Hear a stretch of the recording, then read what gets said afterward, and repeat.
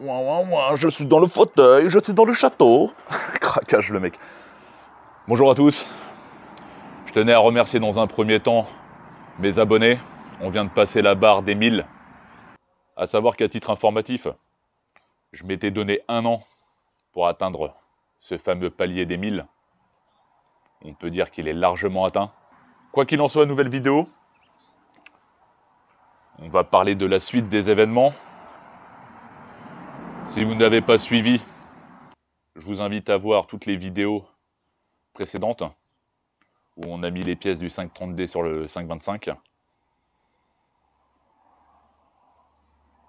Relativement simple, on va pas se mentir. Mais on va passer à la version 2.0. Vous êtes exactement à l'emplacement de la noire de la dernière vidéo. Comme je vous l'avais dit, c'était la dernière fois que vous alliez la voir. C'était sûr. Et pareil pour le break, E61. Pour ceux qui ont Instagram, ils ont pu suivre au fur et à mesure son démantèlement. Pour les autres, je vous invite tout simplement à me rejoindre sur Instagram. Comme ça, vous verrez au fur et à mesure, au fil de l'eau, tout simplement, ce qui se passe en temps réel. Comme je l'avais dit pour le démontage du 530D, la noire, c'est de la bonne caisse. Après, je vous avouerai qu'en ayant démonté le break, le 61, la génération suivante, ils ont quand même simplifié la chose. Par contre, par rapport à la notice d'utilisation, pour véhicules avec motorisation équivalente et châssis équivalent, on est à quelque chose près au même poids sur la balance. À savoir que le 61 ou E60, c'est vachement vide. Vous démontez le pare-choc, vous démontez les moindres choses que vous démontez dans la bagnole, c'est vide. Donc on a quelque chose de plus galbé, la E60 est plus galbé que la E39, mais rempli de vide. Que la E39, tout est vraiment compacté au maximum et bien pensé pour le démontage. Nous verrons par la suite de toute façon tous les différents systèmes et sous-systèmes des deux véhicules et on va essayer d'en tirer le maximum pour le cobaye et au final sur le projet. Bon allez, on va aller voir les petites subtilités déjà que j'ai pu remarquer, pas des moindres.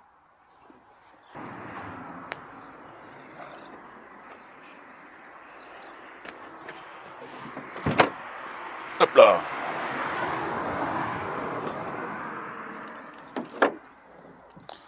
Bon, depuis la dernière vidéo, parce que la dernière datait d'avril, on est le 9 juin, c'est du direct si je puis dire.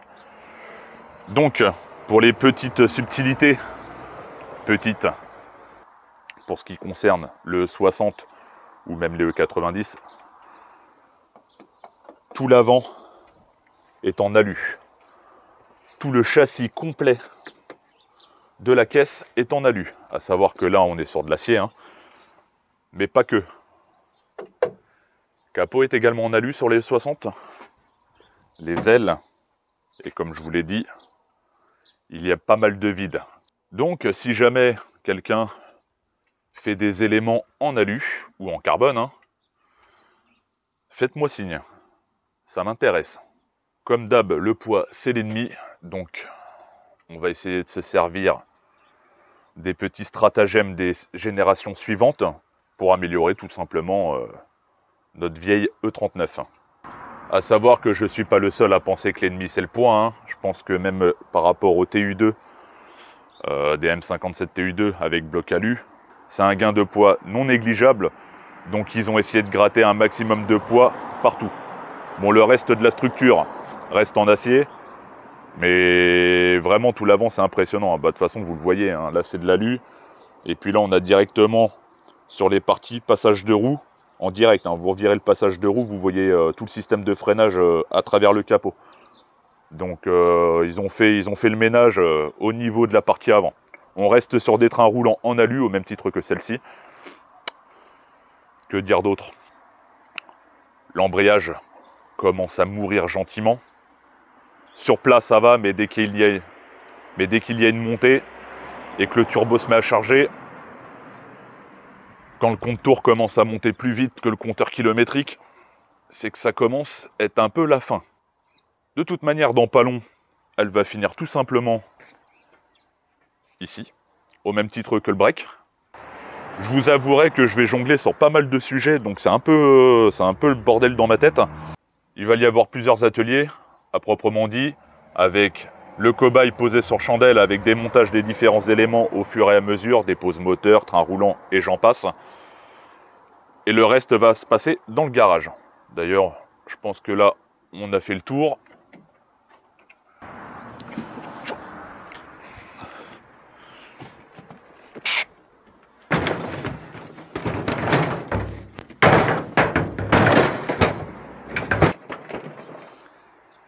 Comme je l'avais exprimé dans la dernière vidéo, et au même titre que les différents ateliers comme je vous l'ai dit, on va avoir la présentation des différents sous-systèmes, donc la boîte 5 et la boîte 6. D'ailleurs, dans le passage des éléments en alu sur E60, c'est que déjà rien que la boîte 6 par rapport à la boîte 5, la différence de poids est incroyable, sans compter le pont. À savoir que sur le 525D, on a un pont en 169. Sur le 530, c'est un 188. Et pour le E60, c'est un 215. Mais ceci, on y reviendra. Mais partez du principe que plus le chiffre est grand, plus ça encaisse de couple. Par rapport à la boîte également, on n'est pas sur un simple remplacement plug and play. Hein. Il va y avoir quelques petits ajustages, surtout au niveau, voilà, c'est l'avant. On verra ça plus tard. Mais bon, pour la faire courte, voilà, en essayant de lui mettre les trous en face, ça va être pas mal. Bon, au niveau du démarreur, c'est pas ce qui me gêne le plus. Ça va être surtout autour de la boîte. On va dire qu'il y a comme un loup. Mais bon, ceci, on y reviendra. Bon, ça, on verra tout ça au fur et à mesure. Hein.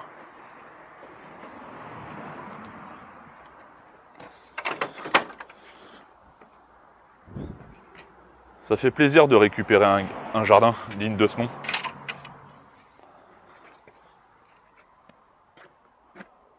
Presque. Dans le cadre de démontage moteur, autant vous dire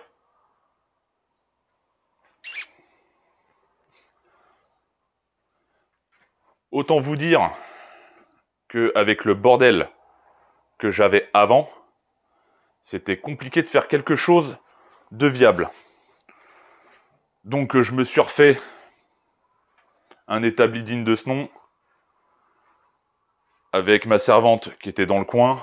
Enfin là, je vais pouvoir me faire un coin vraiment dédié au démontage moteur. D'ailleurs, mon support roulant est prêt à...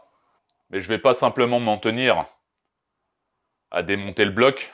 Bon, intéressant quand même pour certains d'entre vous, je pense, pour le remplacement de chaînes de distri ou de l'entretien des internes. C'est pas le genre de moulin qu'on ouvre tous les 4 matins tout de même. Mais c'est pas cela qui a creusé ma curiosité. Je vais tout de même marquer le dernier record en date, Instagram aussi également, 5 litres 6 au 100. Ce qui est pas mal sur un peu plus de 400 bornes. On va mettre la consommation réelle. L'OBD, bon, on a compris que ça servait à rien. Et également, je tiens à préciser que tout ce que je vais effectuer dans les prochaines vidéos est purement expérimental. Déjà parce que moi, je suis curieux, ça m'intéresse et j'aime bien ça. Et de 2, voir le résultat de ces différentes expériences. L'objectif étant la conso et pas les chevaux max et newton max. Tout ce que je pourrais valider après sur le cobaye, avant le passage sur le projet, là, à titre informatif, il n'y a que le turbo, l'injection, les injecteurs, la ligne qui est déjà présente, C'est tout. Par exemple, le kit d'admission dynamique BMC, vu que je souhaite conserver une filtration d'origine, on y reviendra, ça sera jamais monté sur le projet. En plus, sans compter le faisceau à modifier, pas trop le choix. Non. Donc du coup, notre record actuel de conso, pareil également pour la boîte 6. Si je vois que le passage en boîte manuelle 6 vitesses, qui pèse bien plus lourd, et qu'à terme, on n'arrive même pas à gratter ne serait-ce que 1 demi-litre au 100, il n'y aura pas vraiment d'intérêt au vu des modifications à effectuer. Bref, retournons à l'atelier démontage du bloc. Je vous ai fait le tableau le plus simpliste possible.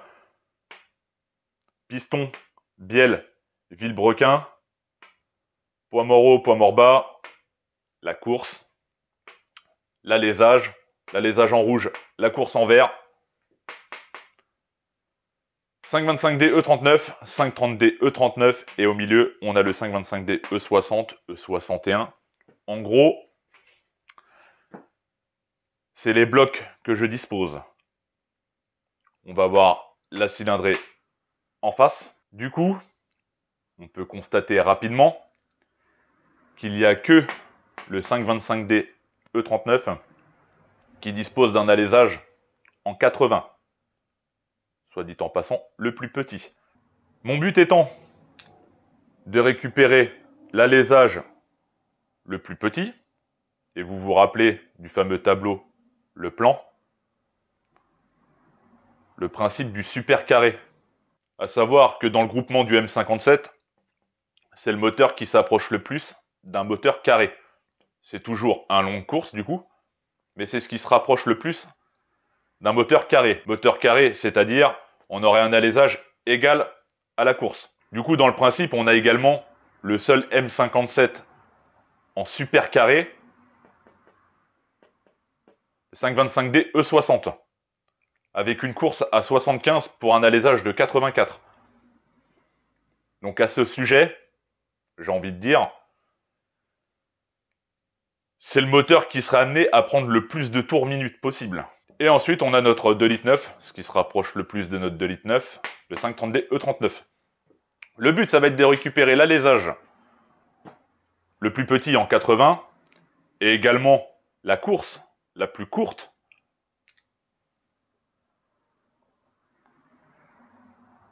Donc là, qui dit course, dit bielle, vilebrequin. À savoir que j'ai regardé par rapport à Real OEM ou même les docs. Normalement, c'est pareil. Au moins ce qui concerne les coussinets, les chapeaux, etc. Malheureusement, au vu du peu d'informations que j'ai, j'aime bien quand c'est démonté et voir si ça match ou pas. Donc, mon objectif principal, et là je miserai pas trop dessus, ça serait de faire un mix des deux. Pour descendre la cylindrée à 2,2 litres. Ouais, 2,2 litres, 2 litres 3. On verra comment on l'appellera si cela est fonctionnel. Ça serait l'objectif tip top. Moins de cylindrée, par logique, moins de consommation. Ça pourrait marcher. Je dis bien ça pourrait. Je vais tenter, en tout cas. Mais tout en restant dans le super carré. Et là, clairement, je pense, là je miserai un peu plus dessus, parce que je suis quasiment sûr que ça marcherait à 100%. Ça serait de faire un moteur super carré, mais un entre-deux, entre le 2,5 litres et le 2,9 litres 3 litres. En gros, on aurait un 2,7 litres 2,8 litres en M57, avec le bloc du 530D, 193, et tout ce qui touche bielle, vilebrequin, du 525D. Donc là, on aurait également un super carré. Comme je vous l'ai dit, on va essayer d'approfondir tous ces petits détails d'ordre mécanique. Aller chercher le maximum. orienté consommation. Après, tout dépend où on place le curseur, hein. Plus de consommation, plus de puissance. Après, ce qui est bien avec les longues courses, c'est qu'on a un couple, on a une force moteur énorme. Donc là, on aurait peut-être un peu moins de newton-mètre en bas, parce qu'après, bon, le turbo, il remplit son taf. Mais en tout cas, à défaut de bloquer à 4500 tours, on pourrait largement aller chercher plus haut. À savoir que là, c'est purement théorique. C'est pour ça que je vous l'expose maintenant. Parce qu'après, on va creuser le truc. Arbre à cam. Ok. Arbre à cam, les ressorts, les soupapes, etc. Bien sûr, il faut que la culasse matche avec le montage qu'on désire. Enfin, ça va être, je pense, une grosse partie de Lego. Et il va y avoir quelques ajustages quand même, je pense, assez sympathiques. Mais bon, dans le cadre de cette expérience, je vais faire ma pince, comme d'hab. Donc ça sera à moindre coût. Voilà pour ça. Bah écoutez, je pense que vous avez un bon visuel. Là, normalement, en image, ça devrait être pas mal. Voilà les grandes lignes. À savoir que, bon, j'ai jamais vu personne faire ça. Bon, après, il n'y a personne qui s'amuse à descendre la cylindrée. En général, on retrouve plus sur YouTube des mecs qui essaient d'augmenter la cylindrée, la puissance, le couple, etc. Là, moi, c'est tout l'inverse. Mais pareil, ça, en détail, plus de l'injection CP3 plus forte, plus, fait qu'au bout, boîte 6, j'espère vraiment que la conso va descendre. Purement expérimental. Si je vois qu'à terme, pour le temps investi, les manips à la con, pour arriver même pas à 5 litres, autant vous dire, au moins, ça aura été l'occasion de le faire, mais je vous dirais, touchez à rien. Ça se passe très bien, ça marche très bien, touche à rien. À savoir que dans les architectures moteurs, longue course, on essaye d'avoir des gros tracteurs. Moteur carré, le 2JZ de la Toyota Supra est un moteur carré par exemple. Et puis bah super carré. Qu'est-ce qu'il y a en moteur super carré connu de tous? Ouais, le RB26, Nissan Skyline GTR, super carré. Donc vous voyez les architectures moteurs. La BM a fait comme ça. La Bouine va essayer de faire un mix. À savoir que je ne vais pas récupérer que Biel et Villebrequin. La E60 a une pompe à huile qui a un peu plus la moelle. Donc ça aussi, ça risque de finir sur le 2,5 litres. Par rapport à la boîte, vous avez vu au niveau du perçage, au niveau du carter inférieur, pareil. Donc si ça se trouve, le carter du E60 ira sur E39. Par contre, après, à voir si ça passe au niveau du berceau. Enfin, tous ces petits détails-là feront que ça va prendre un peu de temps. Et ça fera de la vidéo. Si vous avez des questions, n'hésitez pas. L'espace commentaire est fait pour. S'il y a des motoristes parmi vous, bah, n'hésitez pas à me dire ce que vous en pensez, clairement. Un avis sur le sujet. Si vous avez déjà testé cette manip, si vous avez des petits conseils, histoire que je perde pas trop de temps, même si je vais avoir une approche assez autodidacte sur le sujet. Je vais essayer de découvrir ça en temps réel. De toute façon, je ne l'ai jamais fait, donc je vais découvrir en même temps que vous. Même par rapport au montage de la boîte 6. C'est des opérations que je n'ai jamais effectuées. Mais curieux de savoir. Et puis là, à titre informatif, par rapport, vous savez, les comptes de l'achat des deux véhicules et des pièces que j'ai pu vendre, je suis largement remboursé des deux véhicules. Ça a pas mal évolué. Si les chiffres vous intéressent, je vous repartagerai ça dans une autre vidéo. Mais là, clairement, en gros, tout ce que j'ai là est gratuit. Donc bon, ça serait bête de ne pas en profiter. Pour qu'à la fin, le projet ait le minimum de consommation possible, soit le plus fiable possible, que la maintenance, la mécanique se fasse le plus aisément possible également. Donc, ouais, il y a encore du boulot. À savoir que ça fait bizarre de remettre ma tronche devant l'objectif, parce que depuis avril, on est le 9 juin, J'avais fait exprès de prendre de l'avance pour pouvoir dérouler gentiment, démonter les 2 machines dehors, complètes, faire du rangement, m'équiper un petit peu avec l'argent récolté. Tout ça pour faire évoluer la chaîne et comme je vous l'ai dit, je ne compte pas qu'elle s'arrête tout de suite. Bon, je pense que ça sera une vidéo suffisamment longue. C'était histoire de faire un petit point. Là, on va passer clairement à autre chose, on va rentrer un peu plus dans le détail. On a vu les maintenances générales, type durite de dépression, bougie de préchauffage, etc. Là, on va rentrer dans les choses un peu plus pointues. Mais je pense que ça risque de plaire à certains.